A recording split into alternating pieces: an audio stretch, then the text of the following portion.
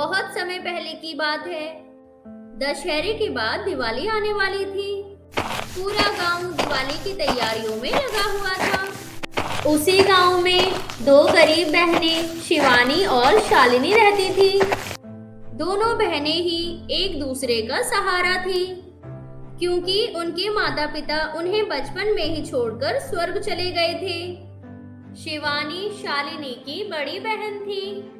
शिवानी एक पार्लर की दुकान पर काम किया करती थी और शालिनी एक डॉक्टर बनना चाहती थी, इसलिए वो एक रेस्टोरेंट में काम करके कुछ पैसे कमा लेती थी। दोनों बहनें भगवान में बहुत विश्वास रखती थी।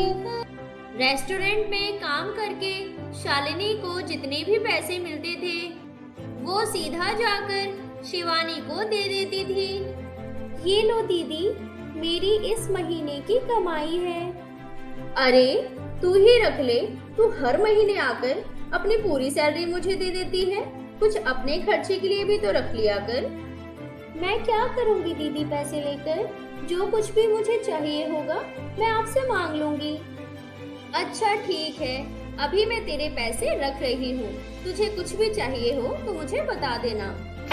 इसी तरह दोनों बहनों में सब कुछ अच्छा चल रहा होता है। हमेशा की तरह शालिनी अपने रेस्टोरेंट चली जाती है। उसके रेस्टोरेंट में एक लड़की थी रिया, जो हमेशा शालिनी को देखकर जला करती थी। शालिनी जब घर जा रही थी तब रिया उसका पीछा करती है। रिया देखती है कि शालिनी और शिवानी दोनों बहनें आपस में बड़े ही प्रेम से रहती हैं। ये देखकर वो दोनों बहनों के बीच दरार डालने की सोचती है। एक दिन रिया शालिनी से बोलती है,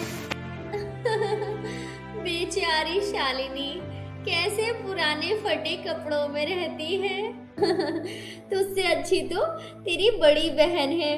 कल मैंने उसे बाजार से एक बहुत सुंदर ब्रांडेड लहंगा खरीदते हुए देखा था। तूने नहीं बताया तू कौन से कलर का लहंगा लाई है अपने लिए? क्या दीदी ने लहंगा लिया है? परंतु उन्होंने तो मुझे लहंगे के बारे में कुछ भी नहीं बताया। जरूर तुमने किसी और को देखा होगा।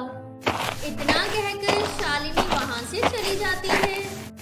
घर पहुंचकर शालिनी देखती है कि कमरे में तो बहुत ही सुंदर लहंगा रखा हुआ है। अरे जरूर ये वही लहंगा है जिसके बारे में मुझे जानवी बता रही थी। शालिनी ये सोच ही रही होती है कि तभी वहाँ शिवानी आ जाती है। आ गई मेरी प्यारी बहन, ये देख मैंने तेरे लिए एक लहंगा लिया है। नहीं दीदी, मुझे कोई लहंगा नहीं पहनना। आप झूठ बोल रही हैं। आपने ये लहंगा मेरे लिए नहीं लिया। अगर आपने मेरे लिए लिया होता तो आप मुझे ये बात कल ही बता देती। मैं आपके साथ एक पल और नहीं रहना चाहती और मैं हमेशा हमेशा के लिए आपको छोड़कर जा रही हूँ। इतना कहकर शालिनी वहाँ से गुस्सा होकर चली जाती है। शालिनी चलते चलते एक जंगल के बीचों बीच पहुँच जाती है और अब उसे आगे का रास्ता समझ नहीं आ रहा था। रात बहुत हो गई थी। शालिनी को अब उस जंगल में डर लग रहा था। तभी वहाँ माता पार्वती एक साधारण सा भेष बनाकर प्रकट होती है। तभी अचानक शालिनी डर जाती है।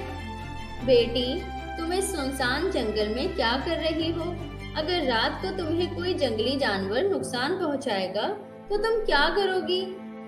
माफ करना अम्मा, लेकिन मेरे पास रहने के लिए अब कोई घर नहीं है। और इस तरह शालिनी माता पार्वती को अपनी पूरी कहानी सुनाती है।